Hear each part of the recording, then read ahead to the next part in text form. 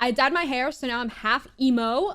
If you like it, comment down below. Let me know if you like it. But if you don't like it, don't comment down below because it will hurt my feelings. Today, we're gonna be talking about Jojo Siwa.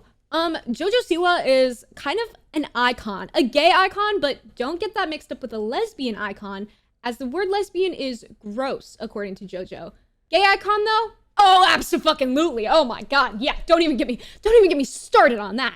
I've been following Jojo Siwa for forever, and so I've always known that she was putting together like her own little pop group thing. I knew she was doing that. However, I never really got into it until I saw them on America's Got Talent. I don't watch America's Got Talent. It was just on my recommended, and I was like, holy shit, what the fuck? And it was really good.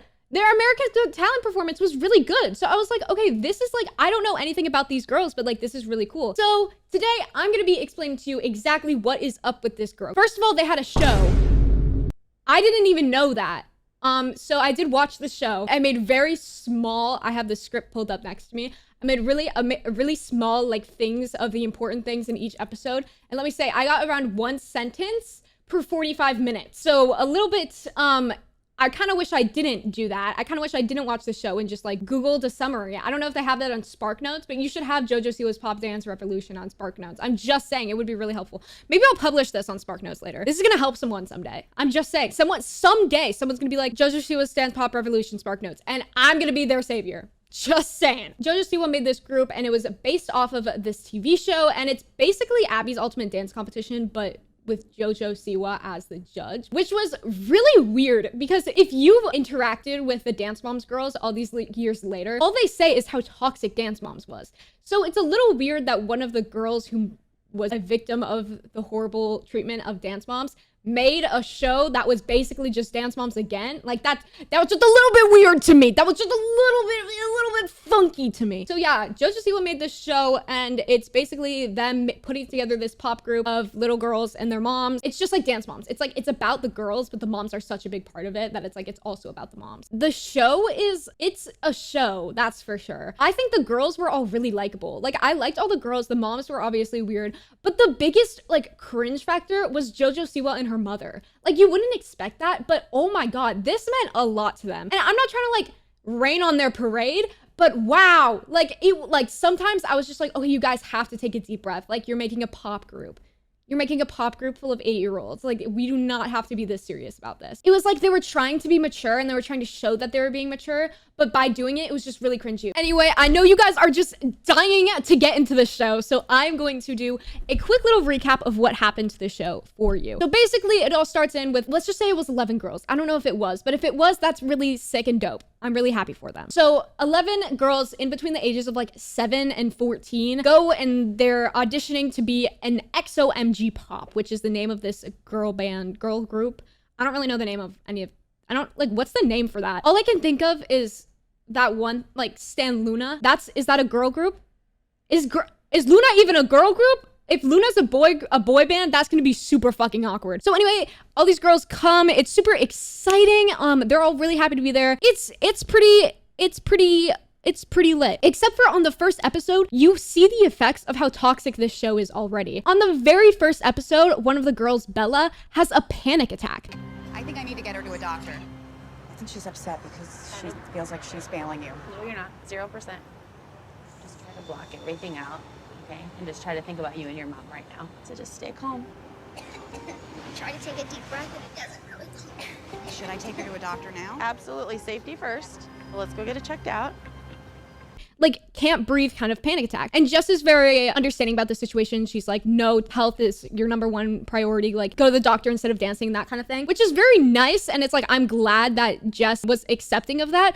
But you guys can see that there are people having panic attacks over this. No matter how nice your tone is, people are going to be really stressed because right now you're putting them on the line and making them compete against other girls their age for something that means a lot to them. So it's just, I don't know. It's just definitely like a really extra way of choosing a group. Like, I would hold an audition and then I would like choose people just like you would with acting, but making them go into a show where they all have to compete against each other and know each other and like get friendly with everyone, like that's just like so toxic. But they did that anyway. Then we're introduced to this like weird mechanic they have throughout the whole entire series where they go to dance competitions, but they sing and dance, which I don't understand. I used to have to go to a lot of dancing competitions growing up because my sister is a competitive dancer. And wow, imagine showing up and seeing singing. I would be shocked. Okay, I'm just saying, the hoes that I hated during dance competitions were the ones where they had like props and a really nice costumes and like everything was just really over the top. I hated those hoes. And XOMG Pop are those hoes. I'm just saying, they are, because they always had like the most giant sets. Like, I'll put pictures and shit of them here, but like they had so much going on for them. It was like a stage, but it was a dance competition, and I would always get so pissed off when I saw people like that at dance competitions. And so I just want to say, XOMG Pop, if you're watching this, knock it off with the props at the dance competitions, because you're making the 11-year-old me mad. Second episode, they go into one of those singing things. Yeah, whoa, whoa, whoa. Most of them are pretty bad, I'm not gonna lie. It's just like kids singing never sound good. Like, I don't know why. Or no, I do know why. It's because their voices haven't matured. It sounds like a kid singing when a kid sings. So all of them didn't sound good. The one person though who actually sounds legitimately good is Brooklyn. I love that kid so much. She was so talented. She had such a good voice. I was so happy for her constantly. I was like, anything would happen, I'd be like, not to my girl Brooklyn, bro. Not to Brooklyn. I'd be like, yo, fuck this band. No! Not to Brooklyn. I love Brooklyn. And then my notes for the third episode is, it's so hard to watch Jojo and Jess. When they're saying things, it's like you can tell that they have this vision in their mind of how it's going to be edited. And so when they say things, they like say them very slowly and they're very like articulate about it. And they're really, and you can tell that in the back of their mind, they're like, this is gonna make such a banger clip, bro. Someone is gonna put this on Twitter and I'm gonna get millions of likes. But while you're watching it in the show, it's just like, holy shit, bro. I think you're both gonna be stars, no matter what happens here. Bella, I am so sorry. We're saying goodbye to you today.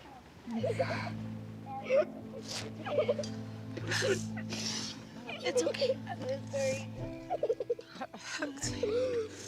In the fourth episode, one of the main girls, Kaya, she's like a favorite of Jess and Jojo's, gets her hair dyed pink because she was getting compared too much to one of the other girls. Can I see too? Yeah, go, babe. Go first. We decided to change Kaya's hair because I couldn't handle one more time of her being compared to Kinley and just the battle of the blondes. Which,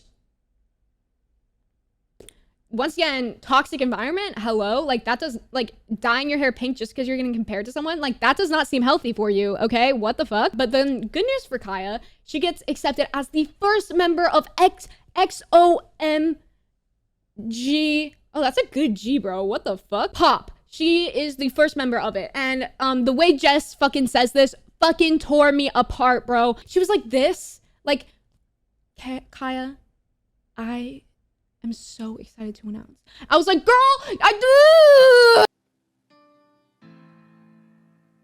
I am excited to tell you that you are the very, very first member of XOMG. I couldn't watch it. Anyway, I'll put the clip here. It was really bad to watch. So in the next episode, Leah gets invited to the group, which is shocking because Leah got a lot of shit over the season of XOMG Pop Dance Revolution, Jojo Siwa, Jesselyn Siwa Dance Pop Revolution. But she gets invited to XOMG Pop. She's like, yes, that's what she does, probably. I don't really remember. And once again, this is one of those scenes where it's like, I cannot imagine how awkward that would have been without music. Like, clearly Jess and Jojo had this vision in their mind of how they wanted it to look, because watching back on it it's so hard. It is so hard to watch. Everything you've done has been with hard work and perseverance and dedication. I know you're the fan favorite, and I want to tell you that you're the next permanent member of the team. So after that, there's like final auditions where there's 3 girls left and Jess has to like choose 2 of them to be in the band and one of them has to go home. And so she scares the shit out of everyone, literally makes it so that everyone except for one girl is going home. This is just not true. What happened is she was like, 2 girls are going to stay and 1 will go home. Sorry, I did such a bad job explaining this, but basically just pranked them all and let all of them stay, which was an epic, crazy twist. Never expected it. Very good. Epic, nice job. So for the last episode, they just make their debut. It's super slay. It's super good. I'm really proud of them. I'm like, good for you. Good for you. You look happy and healthy. That's the show. So the show is basically just like them putting this group together. It was really weird. I think it was just like especially weird because it was just like Dance Moms, and we know that Dance Moms was like a horrible environment. So the first thing I noticed when I was doing this, when I was doing some information, when I was looking for some information, when I was hacking into the mainframe, was that XOMG Pop has 2 million YouTube subscribers. And I was like, what? Like, how do they have 2 million? Like, and it turns out it's Jojo Siwa's old vlog channel, which I think is so iconic. Jojo Siwa literally was like, I kind of need a boost and I don't feel like making a new channel and I want to get monetized right away. So I'm just going to change my old vlog channel into that. The only thing is, I'm not sure if it was her vlog channel or this other channel that she made, which nobody remembers. Nobody remembers, but I remember because I'm a true Siwa-nator, and it's called Pip and Pop. See, this was like a fever dream, but I know it's real. And watch this. Me Pip and me Pop. I feel so bad for him. Oh my God, he did not. No, I feel so bad for him. Poor Jojo Siwa Senior, Junior. No, I'm gonna name him John. John! Poor John! Today, we are at Michael's Craft Store. And we are here to get supplies to make slime. And that's because later today, we're gonna be making slime. I love making slime. What about you, Pop? I've never made slime. You've never made slime before? Never, not once. Oh, it's so fun. I'm gonna have to teach Pop. But now, I think we should go buy some slime supplies. Come on! I think you get the point. Anyway, they turned that channel into their XOMG Pop channel. So they have the YouTube channel, they have their debut, they go on tour with JoJo, they go on Ellen, which is amazing. But then with something that nobody, or at least I didn't expect, but I'm pretty sure nobody else expected, is they then went on America's Got Talent. And I was like judgy when it first came to this. I was like, oof, America's Got Talent, like you're gonna get fucking killed. Like that's gonna be really rough. And they fucking killed it, dude. They did such a good job. I was so judgy. And they did such a good job. I got chills. I got chills during their performance. Like, I'm just gonna show little clips of it. But guys, go watch the video. It was really good. And they got amazing, like, all the judges loved it. Everyone loved it. It was amazing. Everything about it. So good. Loved it. Think that it's, like, really iconic. I think that it's really cool that they're making a girl group and that they're making it, like, this is going to be such a good influence on younger girls. And I think this is something that we definitely need right now because, like, especially with younger girls right now, like, if you look at all of the Dance Mom Minis girls, or just, like, basically anyone on TikTok, they all look 30. Like, oh my God, why do all of the 11-year-old girls on my For You page all wear fake eyelashes and have hair extensions? Like, guys, it is, I swear, like, it is not that deep. Yeah, it's just kind of, I got an email. If this is a death threat again, I'm going to be mad. It's a death threat, bro. Oh my God. Thank you guys so much for watching. I'm sorry if I didn't really wrap this up correctly. Yeah, that's the look into XOMG Pop. I'm gonna go have to fucking make sure the FBI isn't coming to my house. And have an amazing day.